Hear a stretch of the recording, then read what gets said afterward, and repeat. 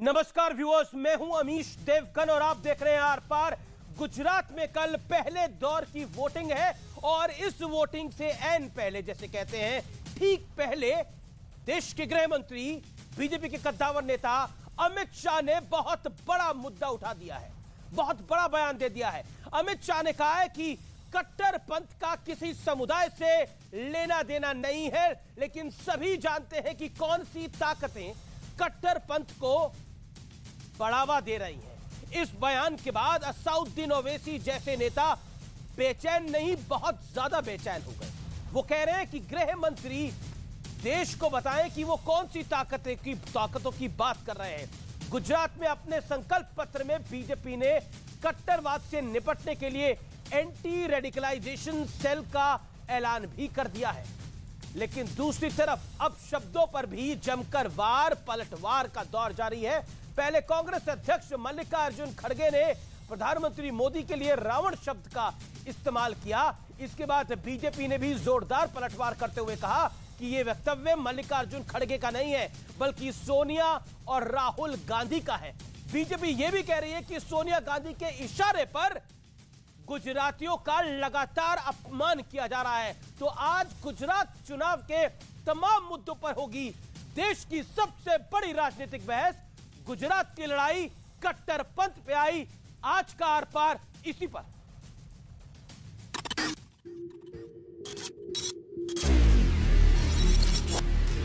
गुजरात में पहले दौर की वोटिंग से ठीक पहले गृह मंत्री अमित शाह ने कट्टरपंथ को लेकर बड़ा बयान दे दिया। कट्टरपंथ का किसी समुदाय से लेना देना नहीं है, लेकिन हम सभी जानते हैं कि कौन सी ताकतें कट्टरपंथ को बढ़ावा दे रही हैं। उधर यूपी के CM Yogi Adityanath road show के लिए गोधरा पहुंचे। अयोध्या में भगवान राम के भव्य मंदिर का निर्माण, काशी में काशी विश्वनाथ धाम का निर्माण, महाकाल में महालोक का पुनर्निर्माण। भाइयों बहनों, ये आस्था का भी सम्मान है और जिन शूरवीरों ने इन आस्था के केंद्रों को सुरक्षित रखने के लिए अपने आप को बलिदान किया था, उनके प्रति कृतज्ञता का भाव भी प्रदर्शित करने का एक माध्यम है। लेकिन दूसरी तरफ भारतीय जनता पार्टी ने पीएम मोदी को रावण कहने के बाद कांग्रेस और मल्लिकार्जुन खड़गे के खिलाफ मोर्चा खोल दिया। हर जगह कितने हैं भाई, क्या आपके रावण के जैसा 100 मुख है क्या है? जिस प्रकार के अपशब्दों का प्रयोग आज के कांग्रेस के अध्यक्ष के द्वारा किया गया है, इसे मैं केवल आज के कांग्रेस के अध्यक्ष मिस्टर खड़गे की ही सोच का परिणाम नहीं मानता हूं, बल्कि पूरे कांग्रेस के नेतृत्व की जो जमात है, यह उसकी सोच का परिणाम है। कि मल्लिकार्जुन खड़गे जी के ये वक्तव्य नहीं है, ये वक्तव्य सोनिया गांधी और राहुल गांधी जी के। यह केवल और केवल मोदी जी का अपमान है ऐसा नहीं है, यह प्रत्येक गुजराती का अपमान है।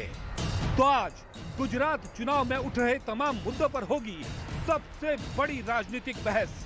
गुजरात की लड़ाई कट्टरपंथ पर आई।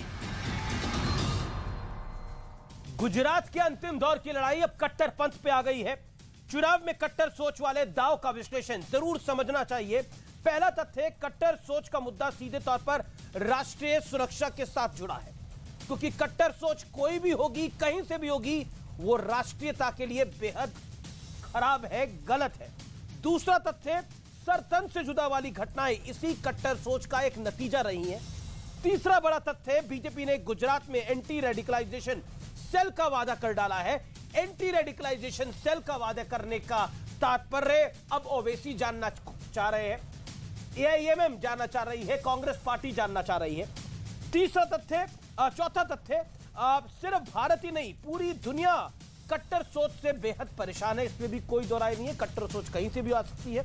बड़ा सवाल, कट्टर सोच का नाम सुनते ही कुछ नेता बेचैन या फिर बहुत बेचैन क्यों हो जाते हैं, आज इस पर भी मैं पड़ताल करने की कोशिश करूंगा और यही आज का मेरा बड़ा सवाल है। मेरे साथ आज कौन कौन जुड़ रहा है मेरे साथ आज की चर्चा में? डॉक्टर अजय आलोक है, उनका अभिनंदन है। गौरव भाटिया है, प्रवक्ता है भारतीय जनता पार्टी के, उनका अभिनंदन है। अजीज खान है, समाजवादी पार्टी के प्रवक्ता, उनका अभिनंदन है। असीम वकार मेरे साथ जुड़ रहे हैं, प्रवक्ता MIM के, उनका अभिनंदन है। आप तमाम लोगों का अभिनंदन है। चरण सिंह सापरा कांग्रेस पार्टी से जुड़ेंगे कुछ देर में, उनका भी अभिनंदन है। आप तमाम लोगों का स्वागत है। लेकिन Gaurav Bhatia, anti radicalisation cell और सीधे तौर पर कट्टर सोच को चुनाव के आखिरी दौर में उठाने का मतलब, समूचा विपक्ष लामबंद होकर एक आवाज में कह रहा है यह एक बार फिर गुजरात के चुनाव को पोलराइज करने की कोशिश है और चुनाव को एक सीमा तक लाने की कोशिश है। जवाब क्या है इसका? आप पोलराइज करना चाह रहे हैं पूरे इलेक्शन को अब आखिरी दौर में, वोटिंग से आने पहले।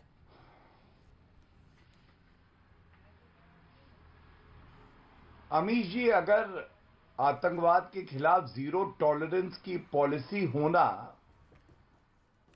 पोलराइजेशन करना है तो हम गुनहगार हैं। अगर कट्टरपंथी सोच को नेस्त नाबूद कर देंगे, अमित शाह जी ये कहते हैं और कहते हैं एंटी रेडिकलाइजेशन सेल बनेगा और इस पे हमें कहा जाता है कि हम पोलराइजेशन कर रहे हैं, तो मैं कहता हूं हम गुनहगार हैं। आप हमें जो सजा कहेंगे हम देंगे, लेकिन देश की अखंडता को हम खंडित नहीं होने देंगे, खासकर उन पार्टियों द्वारा जिनका काम केवल एक है कि ये अपराधी का धर्म ढूंढते हैं। अगर वो मुसलमान निकला या अगर किसी ऐसे धर्म का निकला जिसको ये अपना वोट बैंक समझते हैं, तो उसके बाद ये कोई भी ऐसा मजबूत कदम जो हमारी सरकार लेती है उसका विरोध करते हैं। मैं एक बात कहूंगा, मेरा काउंटर सवाल है गौरव भाटिया, आपने लगभग 40-50 सेकंड अपनी बात को रखा, 55 सेकंड अपनी बात को रखा। मेरा काउंटर सवाल है, गृह मंत्री अमित शाह कहते हैं वो कौन सी ताकतें कट्टरपंथ को बढ़ावा दे रही हैं हम सभी जानते हैं, इसका तात्पर्य क्या है? 40 सेकंड में इसको एक्सप्लेन करिए। चरण सिंह सापरा, फिर मैं आता हूं आपके पास। इसका तात्पर्य यह है, देखिए मैं बताता हूं। देखिए पहले कांग्रेस की बात करते हैं। मेरे हाथ में देखिए एक तस्वीर है सरदार मनमोहन सिंह की। यह है तस्वीर यासीन मलिक की। यासीन मलिक को दामाद बनाकर बुलाते थे तत्कालीन प्रधानमंत्री, कहते थे बेटा काजू किशमिश बादाम अखरोट क्या खाओगे, ये बताओ कश्मीर में क्या होना है। आपको मालूम है अमीश जी, नरेंद्र मोदी जी के नेतृत्व में ये आतंकवादी कहां है? जेल की सलाखों के पीछे सड़ रहा है, जो इसकी जगह है, क्योंकि ये हत्यारा है हमारे एयरफोर्स ऑफिसर्स का। 4 तो चुनाव से ऐन पहले कट्टरपंथ का मुद्दा उठाने का तात्पर्य क्या है? चुनाव से ऐन पहले, वोटिंग से एक दिन पहले कट्टरपंथ की बात करने का तात्पर्य क्या है? मैं तो बार बार एक्सप्लेनेशन बीजेपी से यही मांग रहा हूं, इसका तात्पर्य क्या है? चरण सिंह साहब, होल्ड ऑन, बोलिए गौरव भाटिया। अमीश जी अगर कहते हैं कि कट्टरपंथी सोच को खत्म करेंगे, इसका चुनाव से क्या लेना देना है? तो चुनाव से पहले तो बोला गया है। लगाया लौह पुरुष। एक मिनट, मैं अपनी बात पूरी करूं। नहीं, आप करिए अपनी बात पूरी, क्योंकि मैं इससे कह रहा हूं चुनाव से कुछ घंटे पहले इस बात का करना क्या बताता है, क्या दिखाता है, क्या दर्शाता है? बात होगी तो पूरी होगी ना गौरव जी। बिल्कुल, मैं उसी बात का आपको उत्तर दे रहा हूं। पीएफआई का बैन लगा सितंबर 2022। पीएफआई पर बैन लगा तो क्या वो भी चुनाव से लेना देना था? तब तो चुनाव की घोषणा भी नहीं हुई थी अमीर जी। और अगर आप भारत को मजबूत करने के लिए बड़े निर्णय लेते हैं, साहसी निर्णय लेते हैं, जो बाटला हाउस में जब सोनिया गांधी रो रही थी आतंकी के मरने पे, इंस्पेक्टर मोहन चंद्र शर्मा की शहादत पर नहीं, तो मैं समझता हूं ये अपने आप पे दिखाता है कैसे सरकार की प्राथमिकता सही है। और एक बात ये बताइए, याकूब मेमन को फांसी हुई, ये मेरे हाथ में एक न्यूज कटिंग है, ओवैसी जी ने कहा ये इसलिए हुआ क्योंकि वो मुसलमान है। अब आतंकवादी को आतंकवादी समझेंगे या उसका धर्म देख के तय करेंगे मैं एक रिएक्शन ले लेता हूं, क्या होगा? अरे इनके नाम में मुस्लिम आता है। याकूब मेमन जैसे आतंकी को भी कहते हैं ये मुसलमान है इसलिए फांसी की सजा। आप लगातार बोले गौरव भाटिया। चरण सिंह सापरा, मैं सीधा आपका रुख करता हूं और मैं सवाल पूछता हूं। बीजेपी कह रही है कि कुछ नेता बेचैन होते हैं और ओवैसी जैसे नेता जो है वो बहुत बेचैन हो जाते हैं। उनका इशारा है कांग्रेस बेचैन हो गई है जब तक कट्टरपंथ पर लगाम लगाने की बात कही है। आपकी बेचैनी का राज क्या है, कारण क्या है? देखिए अमीश जी, मुझे भी बिना टोके समय दीजिएगा। मैं सारे गौरव भाटिया को मैंने 3-4 बार टोका है, आपको मैं बिना टोके दे रहा हूं। इनके सवालों का भी मैं उत्तर देता हूं। देखिए, सर्वप्रथम तो ये बता दूं कि कट्टरपंथ का विरोध करना ये हर राज्य सरकार और केंद्र सरकार का काम है। वो चाहे किसी भी पार्टी की सरकार हो, उनको करना चाहिए। कट्टरपंथ को इस देश से खत्म करना चाहिए। जहां तक भारतीय जनता पार्टी और अमित शाह जी का आज का बयान है, मैं ये कहना चाहूंगा, ये मात्र एक चुनावी लॉलीपॉप है। जिस तरह से इन्होंने 15 लाख रुपए हर एक अकाउंट में देने का लॉलीपॉप दिया था, या 2 करोड़ नौकरियों का लॉलीपॉप दिया था, या फिर गंगा मैया को साफ करने का लॉलीपॉप, या उसी तरह से 100 स्मार्ट सिटी बनाने का लॉलीपॉप और अनेक ऐसी चीजें हैं। तो ये एक मात्र चुनावी लॉलीपॉप है। ये बीजेपी है, भारत की जुमलाजीवी पार्टी है। ये जुमले की चोट से वोट लेना चाहती है, ये पहली बात। दूसरी बात, नहीं, पर आपको जुमला क्यों लगता है? क्योंकि बीजेपी ने धारा 370 हटाने की बात की, आप कहते थे जुमला है, हटा दी। आपने बोला राम मंदिर कभी नहीं बनाएंगे, तारीख नहीं बताएंगे। आपने बोला जुमला है, इन्होंने बना दिया। लेफ्ट जहाद पे यूपी में कानून नहीं लाएंगे, ये लेकर आ गए। और तो और लव जिहाद पे मध्य प्रदेश में भी कानून आ गया।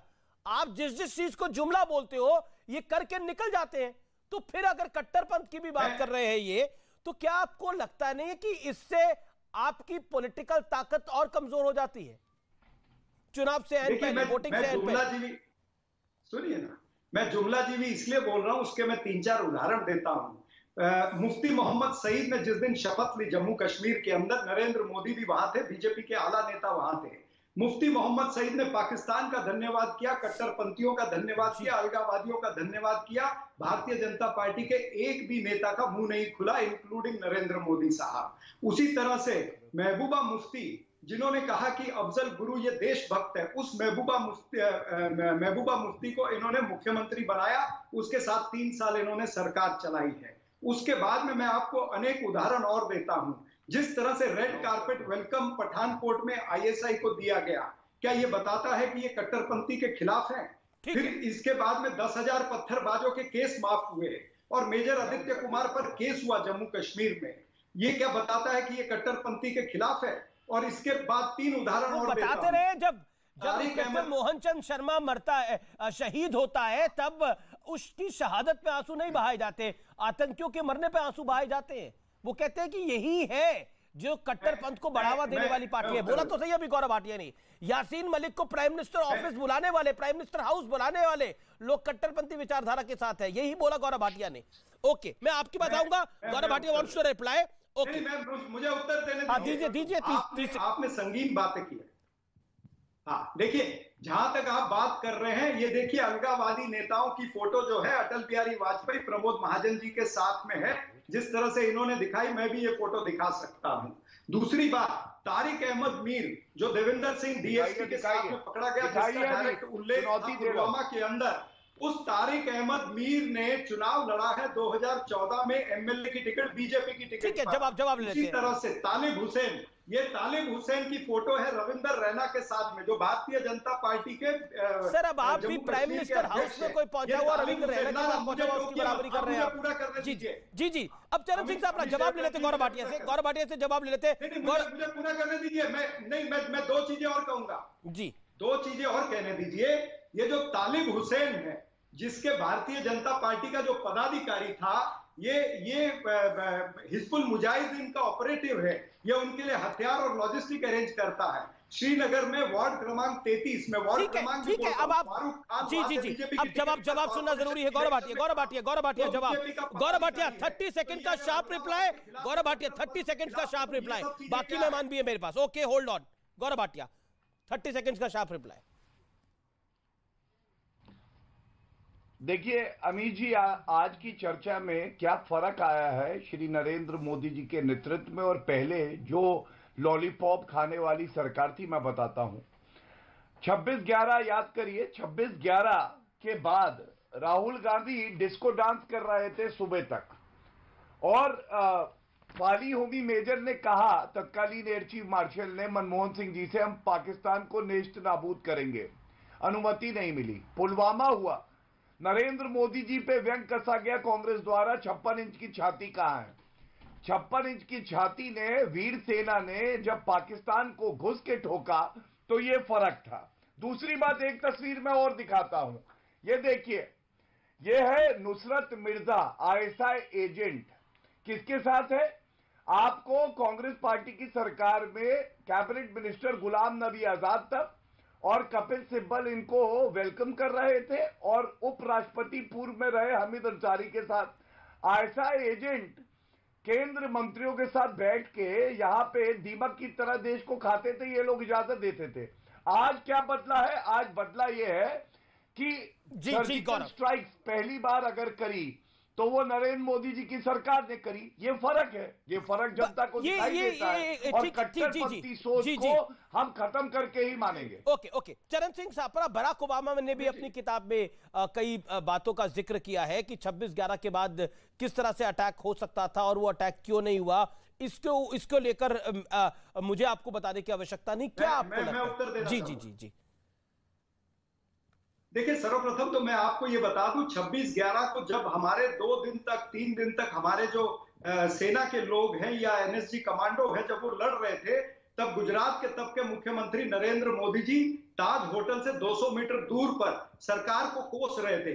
क्या ये जवाबदार नेता इस तरह से प्रेस कॉन्फ्रेंस लेके सरकार को कोसेगा? यानी जो हमारे लोग वहां पर लड़ रहे हैं उनका मनोबल गिराने का काम क्या उन्होंने नहीं किया था?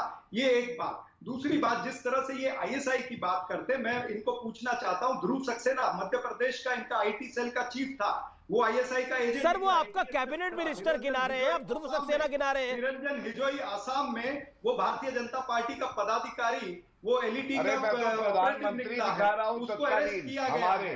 उसी के साथ साथ अगर ये भी जवाब दें कि एक तरफा युद्ध विराम इस देश के इतिहास में पहली बार हुआ था, और युद्ध विराम किसमें हुआ?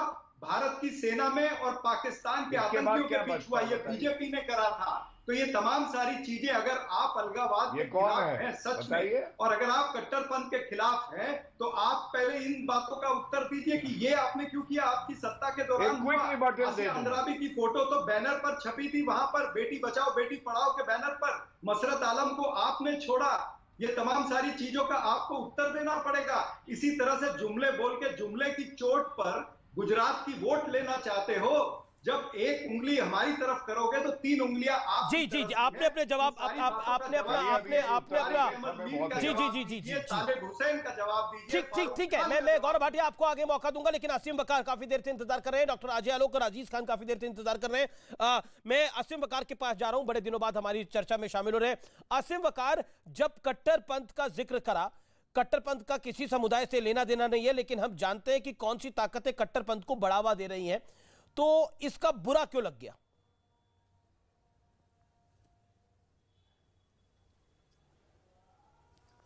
नहीं, किसी को बुरा नहीं लगा। देखिए, बहस हो रही है कि रेडिकुलाइजेशन सेल बनाएंगे गुजरात में, और देश के गृह मंत्री जी कह रहे हैं कि रेडिकुलाइजेशन को पहचानिए कि what is रेडिकुलाइजेशन। Bharatiya Janata party के एमएलए और नेताओं ने बिल्किस बानो के जो बलात्कारी थे, जिन हथियारों ने बिल्किस बानो के छोटे से बच्चे को पत्थर में पटक के मार दिया, उसको बता रहे हैं संस्कारी ब्राह्मण। सजा याफ्ता मुलजिमों को, जो मुजरिम है, उनको छोड़ा जा रहा है, रिहा किया जा रहा है। मैं गृह मंत्री जी से पूछ रहा हूं कि व्हाट इज दिस? क्या इसको रेडिकुलाइजेशन कहा जाएगा या नहीं कहा जाएगा? पैमाना क्या है? मैं पूछ रहा हूं, क्या पैमाना है? आप कैसे तय करिएगा जी कि जिसको आप चाहेंगे उसको रिहा कर देंगे और जिसको चाहेंगे आप जेल भेज देंगे? यति नरसिम्हानंद पूरी कौमों को गालियां बकने के बाद, धमकियां देने के बाद आजाद घूमेगा और आरिफ सैफी के पैर तोड़ दिए जाएंगे? क्या है रेडिकुलाइजेशन? महात्मा गांधी की जो हत्या कर रहा है नाथूराम गोडसे, उसको मानने वाले और चाहने वाले और प्यार करने वाले भारतीय जनता पार्टी के सांसद बनेंगे। सही कह रहे हैं आप, सही। आप कई बातें आप सही कह रहे हैं। जैसे इशरत जहां एक आतंकी थी जिसको बिहार की बेटी बोल दिया गया था, नीतीश कुमार ने तब बोल दिया था। सही कह रहे हैं आप, कई बातों में आप सही पकड़ रहे हैं। इशरत जहां एक आतंकी थी जिसको बिहार की बेटी बोल दिया गया, और कई लोग छाती पीटने लगे जब वो पकड़ी गई। पीट रही थी, नहीं पीट रहे थे छाती। ये सच्चाई है कि नहीं है? नहीं, आपके हिसाब से मैं आपसे पूछ रहा हूं, नहीं, मैं आपसे पूछ रहा हूं कि क्या आप बिल्किस बानो के नाम पे इतना तकलीफ आपको क्यों? मैंने तो कोई बिल्किस बानो के नाम पर बलात्कारियों का समर्थन नहीं है।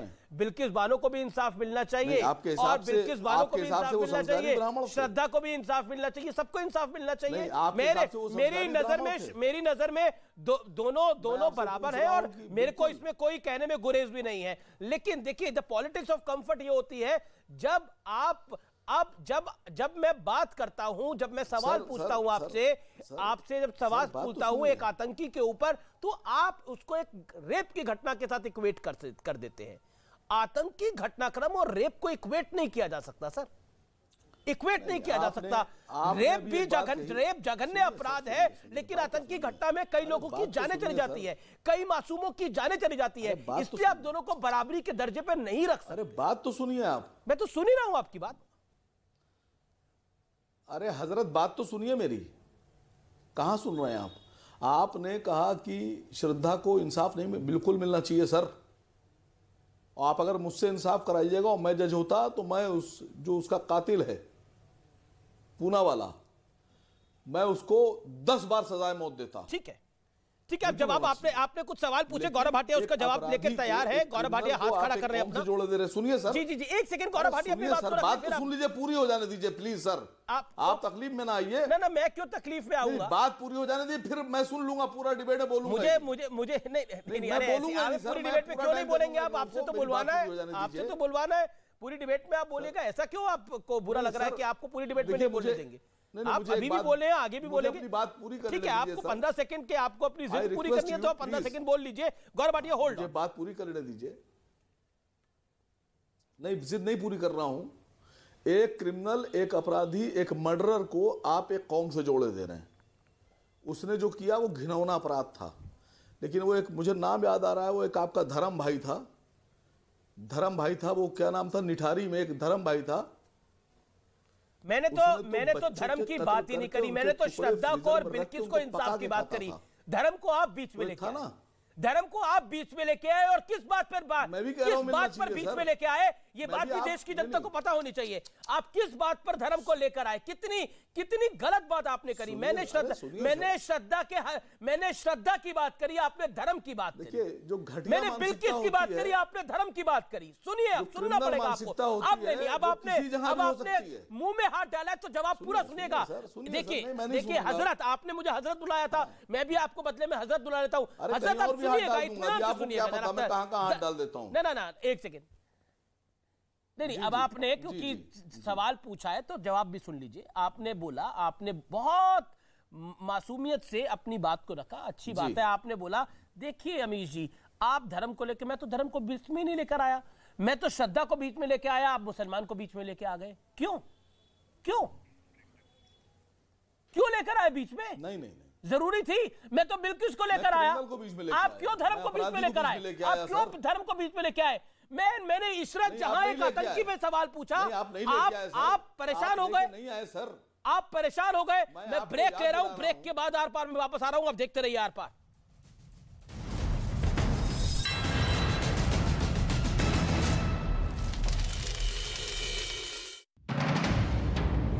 ये हिंदू वोट बैंक को साधने की कोशिश नहीं है। मैं हिंदू हूँ, हिंदू होके मैं हिंदू तो नहीं करूंगा तो और क्या करूंगा? 24 घंटे लड़ने से क्या फायदा यार? ये गाली गलौज की राजनीति, रोज फर्जी वीडियो लाने की राजनीति। अब देश चलाना है नहीं चलाना, या चुनाव जीतने के बाद तो गाली गलौज करना, डंडा चलाना है। लंदन के तीसरे क्षेत्रीय सम्मेलन में शामिल हुए मुख्यमंत्री योगी आदित्यनाथ आपदा प्रबंधन से जुड़ी प्रदर्शनी में हर सामान को बारीकी से देखा। हरियाणा के अंबाला में पुलिस ने जब्त किया करीब 14 क्विंटल नशे का सामान, 2 आरोपी गिरफ्तार। कबाड़ की बोरियों में छिपाकर रखा गया था नशे का सामान। बिहार में शराब के खिलाफ आबकारी विभाग की बड़ी कार्रवाई। गोपालगंज में ड्रोन की मदद से पकड़ी अवैध शराब की 3 भट्टियां, 2 आरोपी गिरफ्तार। दिल्ली में बुजुर्ग की हत्या, आपसी विवाद में एक लड़के ने बुजुर्ग को पीटा। अस्पताल में डॉक्टर ने बुजुर्ग को मृत घोषित किया। पुलिस ने आरोपी को हिरासत में लिया। यूपी के अयोध्या में संदिग्ध कार मिलने से मचा हड़कंप, जिसके बाद पुलिसकर्मियों ने घेरेबंदी कर कार को रोका। कार सवार 2 लोगों को हिरासत में लिया।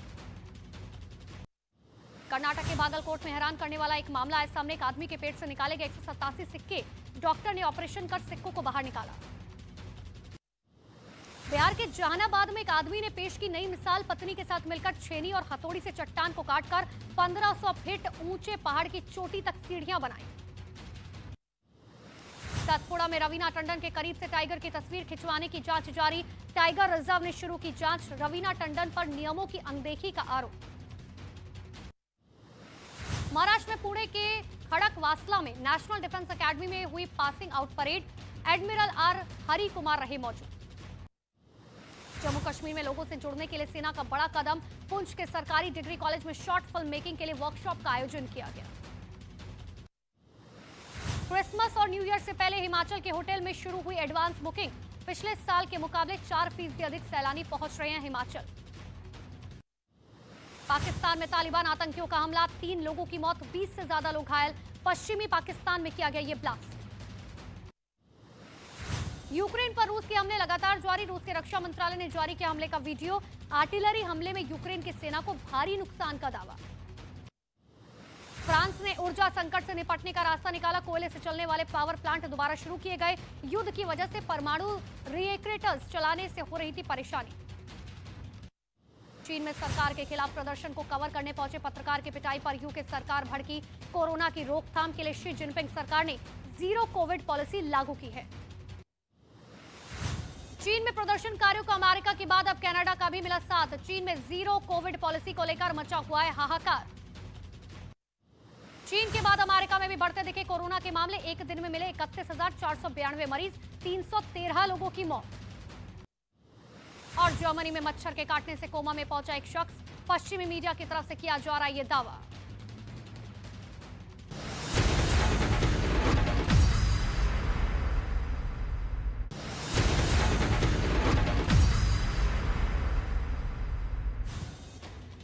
पश्चिम बंगाल के हावड़ा में एक फैक्ट्री में आग लगने से मचा हड़कंप। आग में लाखों का सामान जलकर हुआ राख। दमकल की गाड़ियों ने आग पर पहुंचकर काबू पाया। बिहार के वैशाली पुलिस का एक वीडियो सोशल मीडिया पर वायरल, जिसमें पुलिस वाले गाड़ी को धक्का मारकर स्टार्ट करने की कोशिश करते हुए नजर आए। छत्तीसगढ़ के अंबिकापुर में नदी में नहाने के दौरान पानी में बहकर एक लड़के की हुई मौत। रेस्क्यू कर निकाला गया शव। यहां 4 दोस्त सूरजपुर के पिकनिक स्पॉट पर घूमने पहुंचे थे। झारखंड के रामगढ़ में भीषण सड़क हादसे में 3 लोगों की मौके पर ही मौत। गुस्साए लोगों ने मुआवजे की मांग कर सड़क को जाम कर दिया। बिहार के वैशाली में हथियार के दम पर दुकान में हुई लूट। मोटरसाइकिल सवार 2 बदमाश 4 लाख कैश लेकर फरार। सीसीटीवी में रिकॉर्ड चोरी की घटना। पुलिस कर रही है मामले की जांच। यूपी के मऊ में जमीन विवाद पर 2 गुटों के बीच हुई जमकर मारपीट। महिलाएं भी लाठी से हमला करती हुई नजर आई। मारपीट में 6 से ज्यादा लोग गंभीर रूप से घायल। यूपी के फिरोजाबाद में 3 मंजिला मकान में आग लगने से मचा हड़कंप। हादसे में 6 लोगों की मौत, 3 लोग गंभीर रूप से घायल।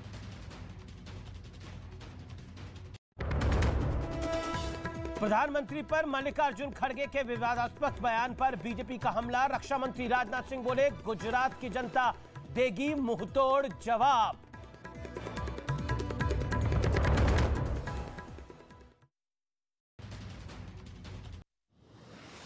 हरियाणा के पानीपत में बिजली का बिल ज्यादा आने पर महिला का अनोखा विरोध। बिजली विभाग के दफ्तर पर ढोल बजवाकर किया गया प्रदर्शन। महाराष्ट्र के खोपोली में तेज रफ्तार 2 गाड़ियां खाई में जा गिरी। हादसे में एक शख्स की मौत, कई लोग जख्मी। घटना की जानकारी मिलने पर पहुंची फायर ब्रिगेड की टीम। घाट में 2 गाड़ियां खाई में जा गिरी। मध्य प्रदेश के देवास में मामूली बात पर 2 पक्षों में जमकर मारपीट। हालात को काबू में करने के लिए पुलिस ने किया लाठीचार्ज। असम के गोलपाड़ा में देखा जंगली हाथियों का आतंक। हाथी ने कुछ लोगों को दौड़ाया। हाथियों की तस्वीरें कैमरे में हुई रिकॉर्ड। बिहार के पटना में आयकर विभाग की बड़ी कार्रवाई। स्टील फैक्ट्रियों पर मारा छापा। दस्तावेजों की जांच कर रहे हैं अधिकारी। हरियाणा के पलवल में फायरिंग। पंचायत चुनाव हारने वाले उम्मीदवारों ने दूसरे पक्ष पर चलाई गोलियां। 2 लोग घायल। पुलिस कर रही है मामले की जांच। एनआईए ने लॉरेंस बिश्नोई और बम्बिहा गैंग से जुड़े 10 गैंगस्टर और उनके सहयोगियों को समन जारी किया। एनआईए ने लॉरेंस से पूछताछ के बाद कल कुल 6 राज्यों में गैंगस्टर के ठिकानों पर छापा मारा था। यूपी के बदायूं में एक आदमी ने कुत्ते के बच्चे को ईंट से कुचलकर मार डाला। वीडियो सोशल मीडिया पर वायरल। पुलिस कर रही है मामले की जांच। उत्तर प्रदेश के बदायूं से हैरान करने वाला ये वीडियो आया सामने। यूपी के आजमगढ़ में अस्पताल में दिखी बड़ी लापरवाही। आईसीयू वार्ड के अंदर मरीज के बिस्तर पर आराम फरमाता दिखा कुत्ता। गुजरात के वडोदरा में एटीएस की बड़ी कार्रवाई। एटीएस की टीम ने ड्रग्स बनाने वाली कंपनी पर छापेमारी कर 500 करोड़ की ड्रग्स पकड़ी। 5 आरोपियों को गिरफ्तार किया गया। जयपुर एयरपोर्ट पर कस्टम विभाग की बड़ी कार्रवाई। 582 ग्राम सोना पकड़ा गया। सोने की कीमत 31 लाख रुपए। तो वहीं दुबई की फ्लाइट से जयपुर आया था ये यात्री। श्रद्धा मर्डर केस में सूत्रों के हवाले से बड़ी खबर। पॉलीग्राफ टेस्ट में आफताब ने कबूला जुर्म। साथ ही आरोपी को हत्या का बिल्कुल अफसोस नहीं। फ्लैट में ही हत्या किए जाने का पर्दाफाश हुआ। आफताब का पॉलीग्राफ टेस्ट हुआ पूरा। कल होगा आफताब का नार्को टेस्ट। फिलहाल श्रद्धा मर्डर केस का आरोपी आफताब दिल्ली की तिहाड़ जेल में।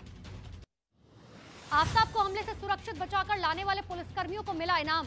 दिल्ली पुलिस कमिश्नर ने दिया रिवॉर्ड। आफताब को एफएसएल से तिहाड़ जेल से जाते वक्त जेल वैन पर हमला हुआ था। दिल्ली में आबकारी नीति घोटाले में कार्रवाई। ईडी ने अमित अरोड़ा को किया गिरफ्तार। आबकारी नीति घोटाले से संबंधित मामले में आरोपी है अमित अरोड़ा। कानपुर के सीसा मऊ से फरार एसपी विधायक की मुश्किलें बढ़ी।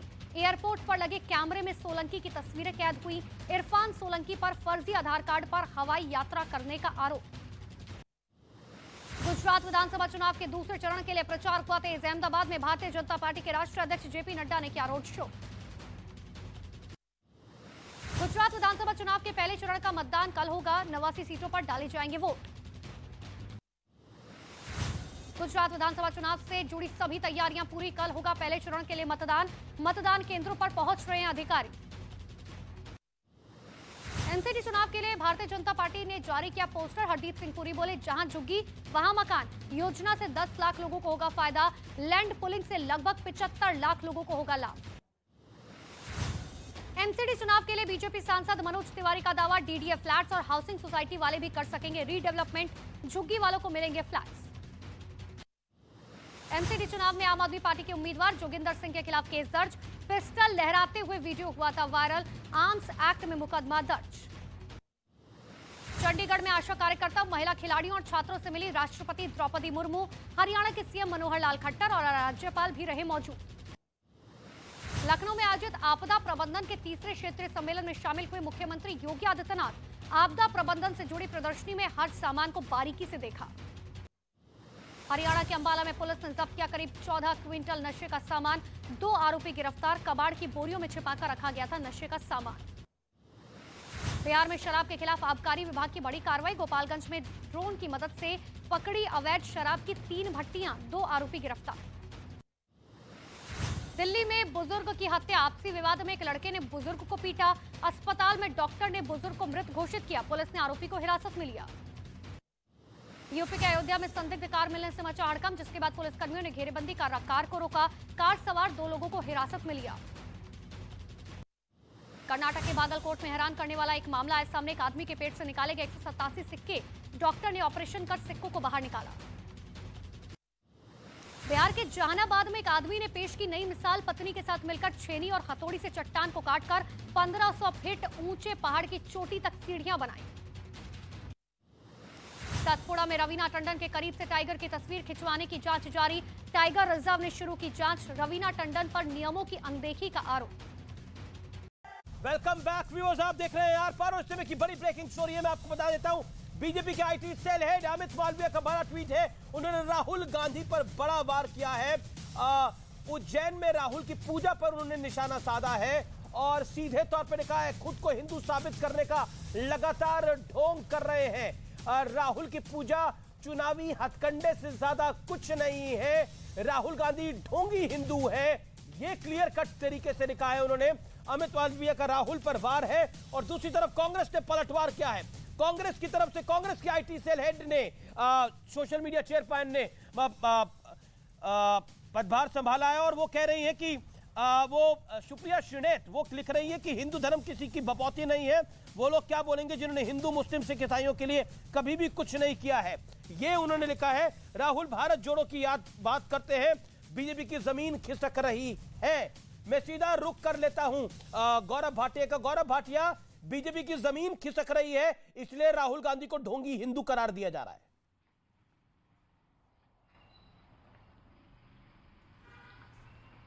27 साल लगातार जनता का आशीर्वाद मिला। उत्तर प्रदेश, उत्तराखंड, गोवा में हमने सरकार बनाई। जमानत इनकी जब्त हुई 399 में 387 सीटों की। वाकई राहुल गांधी चुनावी हिंदू भी है और ढोंगी हिंदू भी हैं, इसमें कोई शक नहीं है। और ऐसा इसलिए कहते हैं कि गुजरात चुनाव की चूंकि बात हो रही है, ये बताइए अमीर जी, इंद्रजीत परमार क्यों कहते हैं मेरे लिए आप लोग अल्लाह की तरह हो, दवाखाना अगर हिंदू इलाके में गया तो बेकार है, मैं एमएलए आपकी वजह से हूं, क्यों कहा ये? यही तो कट्टरपंथी सोच है जिसका खात्मा करना है। और मैं एक बात और बता दूं, देखिए अभी एआईएमआईएम के प्रवक्ता बोल रहे थे, उन्होंने कहा सजा याफ्ता जो लोग थे बिल्किस बानो के मामले में उनकी रिहाई क्यों हुई। मैंने याकूब मेमन क्योंकि मुसलमान है इसलिए उसे फांसी की सजा हुई, वो भी तो सजा याफ्ता था, सर्वोच्च न्यायालय ने सजा दी थी, क्यों बोला ओवैसी ने? नाम में मुस्लिमीन है। और कट्टरपंथी सोच क्या है, देखिए ये बैनर है, ये एआईएमआईएम का जो कानपुर यूनिट है ये क्या कहता है अमीर जी, ये कहता है दो हिंदुओं का यहां पे तस्वीर है, गुस्ताखे रसूल की एक ही सजा, सर तन से जुदा, सर तन से जुदा। और देखिए तलवार और उनके सर अलग हो गए। अब आप मुझे बताइए इससे ज्यादा कट्टरपंथी सोच क्या है? ठीक है, जवाब, और जवाब। ये आके यहाँ पे प्रवचन देते हैं। ठीक है, जवाब जी, जवाब ले लेते हैं ना आसिम वकार का जवाब ले लेते हैं, आसिम वकार का जवाब ले लेते हैं, फिर मैं चरण सिंह सापरा के पास भी आ जाऊंगा। आसिम वकार, अजय आलोक और अजीज खान वेट कर रहे हैं। आसिम वकार 30 सेकंड। जी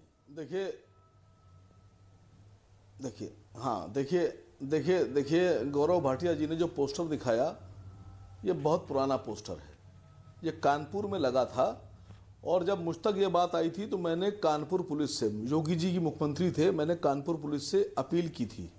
मैंने फ़ोन करके कहा था कि जिन लोगों ने पोस्टर लगाया है उनकी खोज कीजिए और खोज करने के बाद उनकी सज़ा दीजिए।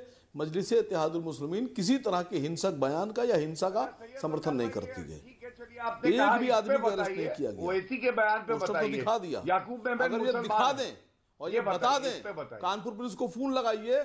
और सर आपकी बात तो मैं नहीं बोला, आपकी अरे इस पे बताइए ना, ओवैसी आपके नेता अगर आप ये साबित कर दें याकूब मेमन को सजा इस मामले में किसी को गिरफ्तार किया या आतंकवादी। दूसरी बात आपने कही, सुनिए सर, अब बता ही नहीं रहे बेटा। अरे सुनिए सर, अब आपकी बात मैं पूरी सुनी, आप मुझे बोलने नहीं दे रहे हैं। सुन रहा हूं। अभी जो श्रद्धा केस मामला हुआ, हमारी बहन श्रद्धा वाला जो उसके टुकड़े किए गए, उसमें आदमी ने समर्थन किया, कातिल का समर्थन किया, उसका नाम विकास कुमार ने, अच्छा इसलिए ओवैसी ने पहले ही जान लिया था, समर्थन किया जिसने श्रद्धा की हत्या की टुकड़े किए। अच्छा विकास कुमार ने, ठीक है सर, याकूब मेमन का समर्थन क्यों किया? बात का अब देखिए दो बातें मैंने आपसे साबित कर दी। याकूब मेमन पर आप क्या कहते हैं मिस्टर? दो बातें मैंने गलत साबित कर दी। आसिम वकार, आप याकूब मेमन पे क्या कहते हैं मिस्टर वकार?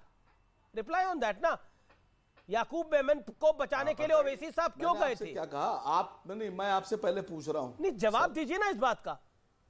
सर मेरी बात ही नहीं आने दे रहे हैं पूरी। आप तो 100 करोड़ पर 20 करोड़ भारी पड़ेंगे, वो कौन सा प्यार वाला बयान था? परेशान गौरव भाटिया है ना, 100 करोड़ वाले से ऊपर 20 करोड़ भारी पड़ेंगे, वो कौन सा बयान था? सर फिर मैंने आपसे कहा 15 मिनट के लिए, फिर मैंने आपसे कहा बिल्किस बानो आपकी भी बहन है, बिल्किस बानो आपकी भी बहन है, आप तो वकील हैं सर, आप तो वकील हैं, विषय पे रहिए ना आप। दफाएं बिल्किस बानो पे हमने जितनी चर्चा करनी थी कर लिया, आज विषय पे रहिए ना। आप बिल्किस बानो की आड़ के अंदर अपना हर पाप छुपाना चाह रहे हैं। एक बलात्कारियों के झुंड का समर्थन करेंगे आप लोग। बहन है तो याकूब मेमन आपका भाई है क्या? कम से कम ये बताइए, याकूब मेमन आपका भाई है? साथ खड़े हुए या विरोध में खड़े हुए? तो मेरी बहन है, आप साथ खड़े हुए या विरोध में खड़े हुए? याकूब मेमन क्या ओवैसी जी का भाई है? जी यू मेड योर पॉइंट। जवाब ही नहीं दे रहे आप घबराए जा रहे हैं। ठीक है डॉक्टर अजय आलोक और अजीज खान और डॉक्टर अजय आलोक,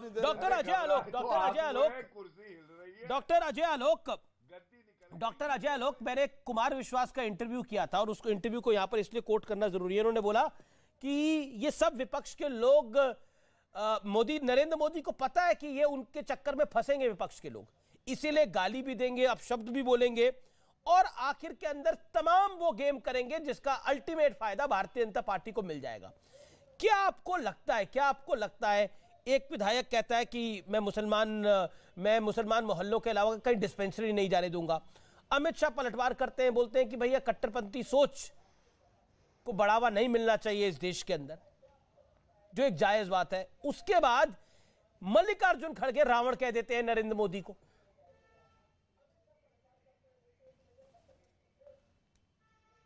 देखिए अमित जी, ये सब जितना बोलेंगे, ये सोचते हैं कि मोदी जी को गाली दे रहे हैं, इनके हिसाब से पोलराइजेशन हो रहा है, ये अपनी राजनीति कर रहे हैं। लेकिन रिवर्स पोलराइजेशन का इनको अंदाजा नहीं है कि इसी रिवर्स पोलराइजेशन ने इस देश की तकदीर को बदल दी। हमारे भाई तब से बिल्किस बानो कर रहे थे। बिल्किस बानो सब हमारे दिल में है। किसी को देश बिल्किस बानो के साथ खड़ा था जब उसके साथ ये जघन्य अपराध हुआ था। लेकिन बिल्किस बानो हुआ क्यों था, ये कभी सोचा आपने?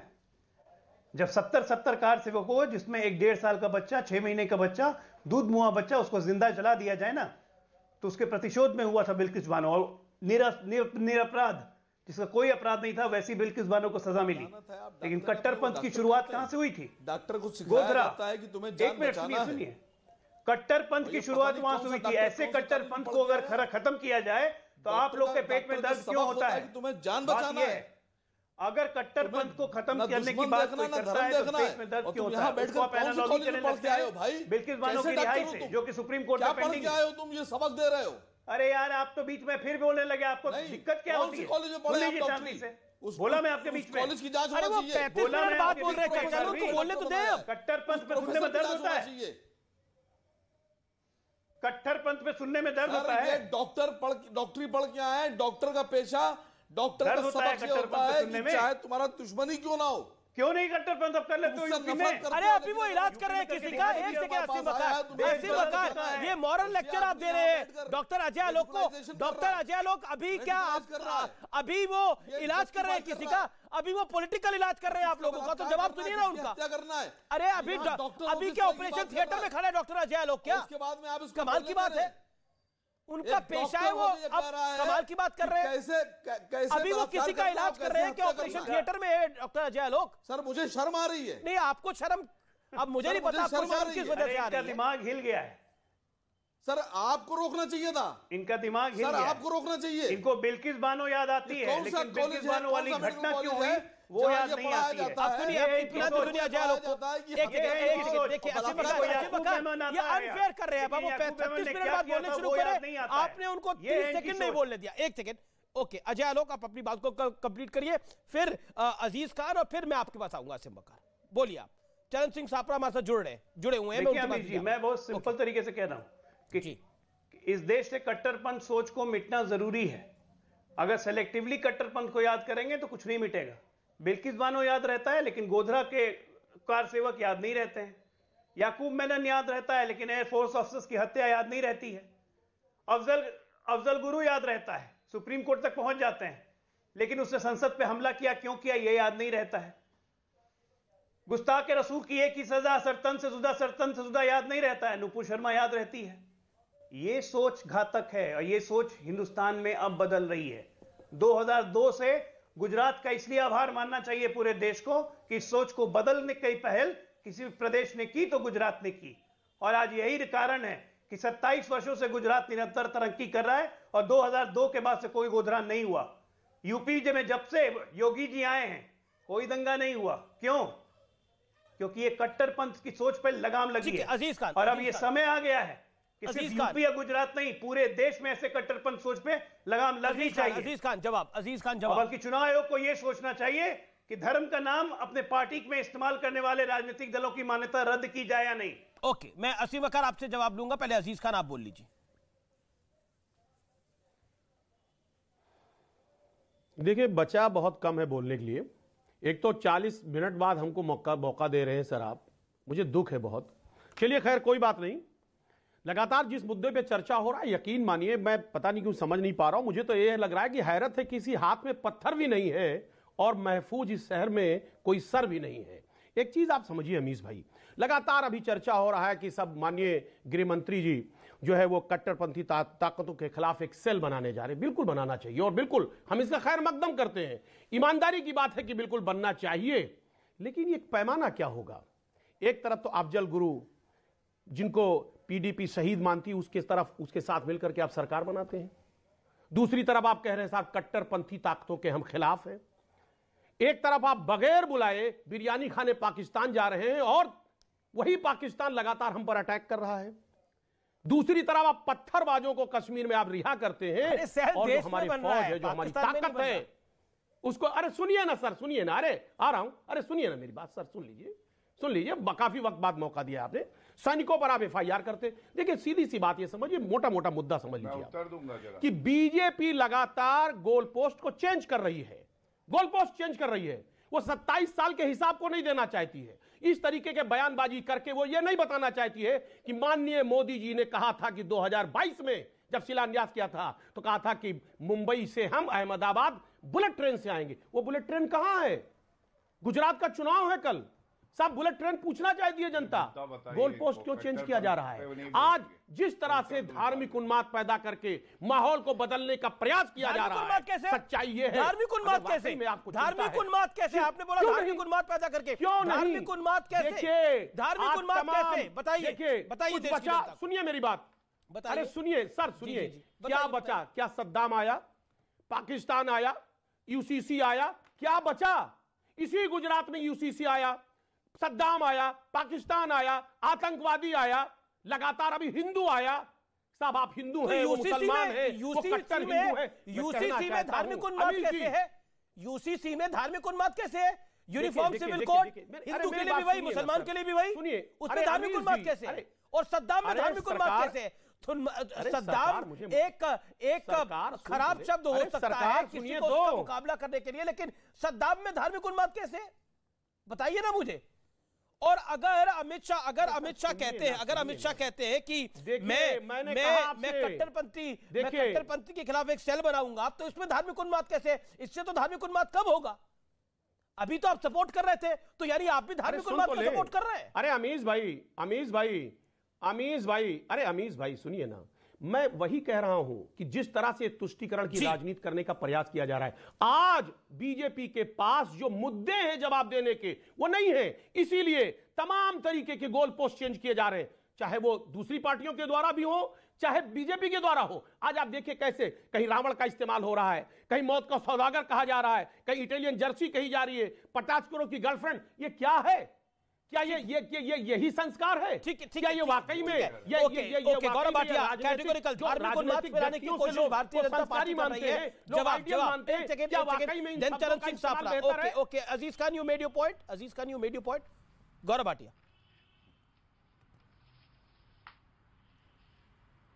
अमीश जी, पहले सपा की बात का उत्तर दे दूं और उसके बाद कांग्रेस की बात करेंगे। देखिए, इनके लिए तो इतना ही कहेंगे, इन्हीं का मैनिफेस्टो है। कट्टरपंथी सोच के साथ ये खड़े नहीं होते, शादी करेंगे, इनके दोस्त हैं, उसी के साथ रहेंगे। आतंकवादियों के मुकदमे वापस ले लिए जाएंगे क्योंकि वो मुसलमान हैं। ये सपा का मैनिफेस्टो पहला। दूसरा विकेट गिराते हैं अखिलेश यादव। याद करिए, जब उत्तर प्रदेश के चुनाव आने वाले थे, अलकायदा का मॉड्यूल बस्ट हुआ। के आता है कंधार, ये लखनऊ के आसपास की घटना कौन छोड़ के आता है कंधार में मसूद अजहर को? मैं इनके बीच में इसीलिए तो बताओ ना, देश को पता होना चाहिए। जब शांत करा चलिए बोलिए। वो अखिलेश भाई आपको टिपिया रहे हैं पीछे, चलिए बोलिए, टिपिया रहे, चुप हो जाइए। हाँ, धन्यवाद। दूसरी बात देखिए, अलकायदा का मॉड्यूल बस्ट हुआ और पुलिसकर्मी अपनी जान पे खेल के, एक प्रेशर कुकर था जिसमें बॉम्ब पाया गया था, लेके बाहर आ रहे थे। आपको मालूम है अखिलेश यादव ने क्या कहा? क्योंकि जो अभियुक्त थे वो मुसलमान थे, उन्होंने कहा मुझे पुलिस की वर्दी पे भरोसा नहीं है। मतलब अखिलेश यादव को आतंकियों पे भरोसा है, अभियुक्तों पे भरोसा है, रेपिस्ट पे भरोसा है, क्योंकि बच्चे हैं, बच्चों से गलती हो जाती है, लेकिन उनको वर्दी पे भरोसा नहीं है। तीसरी बात, मैं कांग्रेस पे आता हूं, आपको एक सिर्फ तथ्य दे दूं और आपको फर्क पता चल जाएगा। जब अफजल गुरु को फांसी की सजा देनी थी, कांग्रेस की सरकार ने 6.5 साल लगाए क्योंकि उसका धर्म आड़े आ रहा था। और याकूब मेमन को जब फांसी की सजा हुई, 10 दिन में श्री नरेंद्र मोदी जी की सरकार ने लटका दिया। और चरण सिंह साहब इंतजार करें, काफी देर से हाथ खड़ा कर रहे हैं। अमित मालवीय ने ट्वीट करा कि ढोंगी हिंदू है राहुल गांधी। देखिए अमीश जी, मैं ये कहना चाहता हूं कि वो चाहे अमित मालवीय है, चाहे योगी आदित्यनाथ है, चाहे अमित शाह जी है, चाहे वो नरेंद्र मोदी जी है, ये कोई भी भारतीय जनता पार्टी का नेता जो है वो गुजरात के मूल मुद्दों पर बात नहीं करना चाहता, चर्चा नहीं करना चाहता। जो गुजरात की जनता की समस्या है उस पर कोई बीजेपी का नेता नहीं बोलना चाहता है। वहां पर मोरबी में 140 लोगों की हत्या हो गई। जी। इन्होंने बड़ी मछली को छोड़ दिया, बड़ी मछली को बीजेपी ने भगा दिया, उसको आज तक नहीं पकड़ा, उसका नाम भी एफआईआर में नहीं है। उसके ऊपर अमित शाह जी नहीं बोलेंगे या नरेंद्र मोदी नहीं बोलेंगे। वहां पर गुजरात के अंदर जो ड्राई स्टेट है उसके अंदर पर देखिए ये मुद्दा बीते 1.5 महीने से उठा रहे हैं, तो उसके ऊपर चर्चा नहीं होती है। मेरी बात पूरी होने दीजिए। बिल्कुल मैं आपकी बहुत देर के बाद में मुझे बिल्कुल मैं मौका दे रहा हूं आपको, बहुत देर के बाद मौका दिया सर। मैं आपको बिल्कुल मौका दे रहा हूं, लेकिन मेरे सवाल का जवाब दे दीजिए। देखिए मैं आपको बताता हूं, अमित मालवीय ने ट्वीट किया, क्या आपसे 10 घंटे पहले ये ट्वीट किया, Rahul Gandhi is as much Hindu as Arvind Kejriwal is honest. यानी राहुल गांधी उतने ही बड़े हिंदू है जितने अरविंद केजरीवाल ईमानदार है। But it is good to see a Catholic mother and a Parsi father son putting this pretence to prove his Hindu lineage. यानी उनका कहना है कि एक तरह से चुनावी कंपल्शन के कारण वो ढोंगी हिंदू बन रहे हैं। देखिए मैं आपको बता दूं कि जिनके पिताजी पारसी हैं और मदर कैथोलिक है, अमित मालवीय लिख रहे हैं ये। नहीं वो किसी भी हद तक जाकर के लिख सकते हैं। जो लोग जर्सी गाय बोल सकते हैं, जो लोग विधवा बोल सकते हैं, जो लोग खिलजी बोल सकते हैं, वो कुछ भी बोल सकते हैं। तो मैं उसके ऊपर नहीं जाना चाहता हूं, लेकिन मूल मुद्दा ये है कि भारत जोड़ो यात्रा जब प्लान हुई तब ये चुनावी डेट भी नहीं डिक्लेयर हुई थी। और आपको बता दूं, अगर राहुल गांधी जी भारत जोड़ो का मुद्दा लेकर के चले हैं तो इनकी ध्रुवीकरण की राजनीति को खतरा हुआ, इनकी विभाजन की राजनीति की जमीन जो है वो खिसक रही है, इसलिए ये इस तरह से बोल रहे हैं। अब मैं आता हूं गुजरात के मुद्दों पर, जो आपने मुझे बीच में टोक दिया था। जहरीली शराब के बाद में अगर वहां पर हम शिक्षण की बात करें तो शिक्षा प्राइवेटाइज हो गई है, महंगी हो गई है। हेल्थ केयर फैसिलिटी वहां पर महंगी हो गई क्योंकि प्राइवेटाइज हुई है। सरकारी नौकरियां जो है वो कॉन्ट्रैक्ट पर है, तो लोगों को नौकरियां नहीं मिल रही है, कॉन्ट्रैक्ट पर जाने के लिए नहीं मिल रहा है। तो ये जो जवाब गौरव भाटिया के मुद्दे, आदिवासियों के जल जवाब ले लेते गौरव भाटिया। आप किसी भी स्तर पर जा सकते हैं। जो अमित मालवीय ने कहा वो ढोंगी हिंदू है, वो फर्जी बात है। और ये चर्चा करेंगे सद्दाम पर, लव जिहाद पर, कट्टरपंथियों पर, इस तरह की ठीक है। ओके ये अपना जी एक सेकंड। अजय आलोक भी कुछ कहना चाहते हैं। Ajay Alok make your point. Ajay Alok क्यों ढोंगी हिंदू कहा जा रहा है राहुल गांधी को? Okay hold on Gaurav Bhatia, Ajay Alok कुछ कहना चाह रहे हैं। अजय आलोक, डॉक्टर अजय आलोक। भाई सुप्रिया श्रीनेश जी कह रही है कि किसी की बपौती तो नहीं है हिंदू धर्म। न्यूज 18, अरे भैया सही में किसी की बपौती नहीं है हिंदू धर्म, लेकिन सही बात तो है। अमित मालवीय ने गलत क्या कहा है भाई? मैं कल आपके न्यूज 18 के शो पे बैठा हुआ था, आचार्य प्रमोद कृष्णन थे, मैंने यही सवाल पूछा था सीधे सीधी कि भाई मैं हिंदू हूं कैसे पता चलेगा, मेरे पिता के धर्म से या मेरी माता जी के धर्म से? पहले उन्होंने कहा माता के धर्म से, बाद में उन्होंने कहा माता पिता दोनों के धर्म से। तो दोनों के हिसाब से तो अमित मालवीय ने कह दिया कि पारसी पिता और एक कैथोलिक माता, हिंदू। तो इसमें चिढ़ने की क्या बात है? जिसको जैसे लेना है। लेकिन इस हिंदुस्तान में रहने वाला हर व्यक्ति हिंदू है और हिंदुत्व का बोध कराता है। महाकाल के मंदिर में गए, बहुत अच्छी बात है जी। Okay Charan Singh Sapra, 30 second rebuttal to doctor Ajay Alok. देखिए अजय आलोक जी भी वही कर रहे हैं। ये भारतीय जनता पार्टी के चीयर लीडर बन करके काम कर रहे हैं। ये उस पर चर्चा नहीं करेंगे कि मोरबी का पुल जब उसका इंस्पेक्शन हुआ तो उसके साथ में 92 पुल के और इंस्पेक्शन हुए जो खतरे में है। ट्वीट पे बात हो रही है, आप मोरबी के पुल पे कहां जा रहे हैं? पार्टी का अगर जो बात कोई गलत हो तो बता दीजिए कि गलत है। ओके चरण सिंह सापरा, अजय आलोक भैया बात गलत है तो बोलिए गलत है। पास कर रहा हूं ना आपका, सुनिए मेरी बात। जो यूक्रेन से गुजरात के बच्चे आए हैं जिनकी पढ़ाई आदि, मैं ट्वीट पे बोल रहा हूँ, आप मोरबी पे बोल रहे हैं। सरकार ने कुछ नहीं किया। आप यूक्रेन क्यों जा रहे हैं? कुछ नहीं बोलेंगे। यूक्रेन का क्या विषय है अभी? अरे भैया अमित मालवीय के ट्वीट पे बात हो रही है, उसमें क्यों नहीं बोलते हैं? नहीं मैं उसी पे, अरे आप ट्वीट पे बात करना चाहते हैं ना, मैं जनता के मुद्दों पर बात करना चाहता हूँ। मैं नहीं करना चाहता हूँ भाई, आप तो बोलिए मुझे नहीं करनी है बात। जिनकी पढ़ाई आप बोल दीजिए मुझे नहीं करनी है बात, मुझे कोई शौक नहीं है बात करने की। नहीं आप यही तो भैया ट्वीट पे अगर आपको नहीं बोलना है तो बोल दीजिए नहीं बोलना है। मैं भी नहीं जनता के मुद्दों पर चर्चा नहीं करना चाहते, आप चर्चा अलग तरीके से करना चाहते। गुजरात का चुनाव है ना, तो गुजरात के मुद्दों पर चर्चा करिए ना। वो 92 तो रावण गुजरात का मुद्दा था जो मल्लिकार्जुन खड़गे ने बोला, नरेंद्र मोदी को रावण बोला, वो गुजरात का मुद्दा था। औकात गुजरात का मुद्दा था। 100 सफाई कामगार जी जी जी पिछले 1.5 साल में जी मरे जी हैं। जी जी जी उनको क्या जवाब ले लेते हैं। गौरव भाटिया से जवाब ले लेते हैं। ओके, गौरव भाटिया दिया है 100 सफाई कामगार। क्या सफाई कामगार इंसान नहीं है क्या? ओके, गौरव जी एक सेकंड। गौरव भाटिया, सुप्रिया श्रीनेत कहती है धर्म की बात वो ना करे जो धर्म के नाम पर लड़वाते हैं, और चरण सिंह सापरा ने बोला बीजेपी इसी स्तर पर आती है अंत में। आपकी पार्टी राहुल गांधी को उनकी मां का धर्म और उनके पिता का धर्म याद दिला रही है, क्यों? सुनिए, जिस महिला का आपने नाम लिया है वो इतनी अहमियत नहीं रखती, ना उनकी इतनी राजनीतिक हैसियत है कि उनके बयान पे टिप्पणी करी जाए, क्योंकि चुने हुए मुख्यमंत्री के लिए वो अपशब्द कहती हैं। मैं वो कहूंगा जो अध्यक्ष कांग्रेस पार्टी ने कहा, नरेंद्र मोदी जी को रावण बुलाया गया। मैं पूछता हूं ये गुजरात तो फिर अपनी पार्टी के बारे में बता दीजिए। फिर अपनी आपने बोला कि मैं सुप्रिया जी पे नहीं बोलूंगा। चलिए अब आपकी, मैंने आपसे सवाल पूछा 2 बार, आपने बोला मैं नहीं। गौरव जी अपनी पार्टी के बारे में बता दीजिए। अमित मालवीय जी ने जो लिखा राहुल जी की माता के बारे में और पिता के बारे में कि उनकी माता कैथोलिक है और पिता जो है वो पारसी हैं, क्या वो जरूरी था? सवाल ये है, कांग्रेस का भी इस पर आपकी क्या राय है? अपनी पार्टी के बारे में बता दीजिए।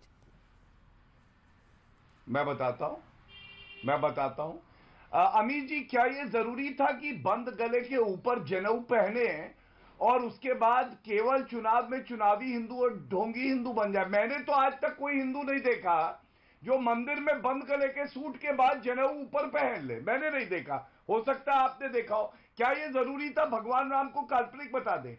अमीर जी, क्या ये जरूरी था? राहुल गांधी ने कहा लड़के लड़कियां छेड़ने मंदिर में जाते हैं। इतनी राजनीतिक हैसियत है राहुल गांधी की, किसी और धर्म की जगह पे कह दे कि वहां लड़के जाते हैं लड़कियां छेड़ने, नहीं बोल पाएंगे। और सबसे बड़ी बात जो मैं अभी कहने जा रहा हूं, आप सुनिए। चीयर लीडर की बात हुई। चीयर लीडर तो आज की राजनीति में कांग्रेस पार्टी है। पश्चिम बंगाल में अंडा आया 0 और वहां पे ममता बनर्जी की सरकार बनी, हम विपक्ष में आए, ऐसे नाच गाना चल रहा है। दिल्ली में अरविंद केजरीवाल आए और कौन चीयर लीडर बन के डांस कर रहा था? कांग्रेस पार्टी। अरे चीयर लीडर तो ये है। लेकिन मैं एक बड़ी बात आज के विषय पे उठाता हूं। आपने बात करी कट्टरपंथी सोच को खत्म करने की। अमीर जी, उत्तर प्रदेश में प्रियंका वाड्रा गांधी से पूछा गया कट्टरपंथी सोच और आतंकवाद एक मुद्दा है, उन्होंने कहा ये फिजूल की बात है। जनता ने उन्हें फिजूल का बना दिया। 399 सीटें लड़े थे, 2 सीटें आई, 387 में चरण सिंह साहब शर्मिंदा है। जी शर्मिंदा है, तेरे कातिल जिंदा है। राहुल गांधी बोल रहे थे उनके साथ खड़े, क्यों खड़े थे? मैं यही कह रहा हूं। मैं यही कह रहा हूं। सुनिए, अभी मेरी बारी है कि पिछले 54 मिनटों के अंदर इन्होंने एक भी बार गुजरात के किसी मुद्दे की बात नहीं की। ना महंगाई की बात की, ना बेरोजगारी की बात की, ना तमाम सारे गुजरात के मुद्दों की बात की। अब इन्होंने बात की राहुल वाली। राजस्थान में सबसे ज्यादा आरएसएस की मैगजीन है, सबसे ज्यादा बेरोजगारी राजस्थान में 20%, गुजरात में 1.7% है। रेप सबसे ज्यादा राजस्थान में, पेट्रोल सबसे महंगा राजस्थान में। आज जो विषय उसी पर चर्चा करेंगे ना। रावण आपने बताया, महात्मा गांधी को रावण, सरदार वल्लभ भाई पटेल का एक सिर लगाया है, उसी तरह से मौलाना आजाद, उसी तरह से जवाहरलाल नेहरू, सरोजनी नायडू, ये आपकी आरएसएस की मैगजीन में छपा था। महात्मा गांधी को रावण बताते हो। महात्मा भारतीय जनता पार्टी का प्रवक्ता हूं, कौन सी मैगजीन को दिखा रहे हैं आप बेकार में, झूठ बोलते हो। सरदार पटेल को रावण बताते हो। ओके, चरण सिंह सापरा बड़ा तथ्य निकाल के लेके आए हैं। बड़ा तथ्य है चरण सिंह सापरा का। गौरव भाटिया, आपका जवाब। गौरव भाटिया, आपका जवाब जरूरी है। ये कौन सी मैगजीन में आपने छापा था? गौरव भाटिया, जवाब। गौरव भाटिया, आरएसएस की मैगजीन कह रहे हैं चरण सिंह सापरा, जवाब देना होगा देश को। देखिए, नाम भी दे रहा हूं। मुझे ऐसा लगता है, हाँ मैं बताता हूं। इटली में एक मैगजीन छपती है, मोस्ट करप्ट फैमिली, उसमें गांधी परिवार का नाम आता है। वहां पे जब पिज्जा रखा था ना, सोनिया गांधी खा रही थी, समय उतना नहीं है जी, समय उतना नहीं है। ओके, अजीज खान, अजीज खान 10 सेकंड आपको दिए मैंने।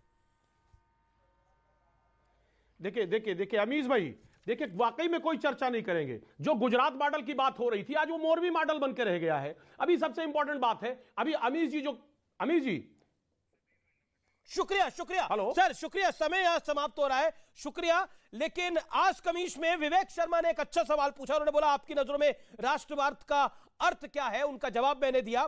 शुभम अग्रवाल ने पूछा क्या लोकतंत्र में मीडिया चौथे स्तंभ के तौर पे काम कर रहा है, उसका जवाब मैंने आज कमीश पे न्यूज 18 इंडिया के यूट्यूब पेज पे दिया। क्या कश्मीर फाइल्स की सच्चाई को वोट बैंक के कारण इंकार किया जा रहा है, इंडियन गेमिंग करके एक हैंडल था, उसने यह सवाल पूछा। क्या हिंदुओं को गाली देने से दूसरों के वोट मिल जाते हैं, भरत जडेजा ने यह सवाल पूछा। इन तमाम सवालों को मैंने आज कमीश में लिया। अगला नंबर आपका लग सकता है, सवाल जरूर पूछेगा 4 बजे बुधवार को। नमस्कार।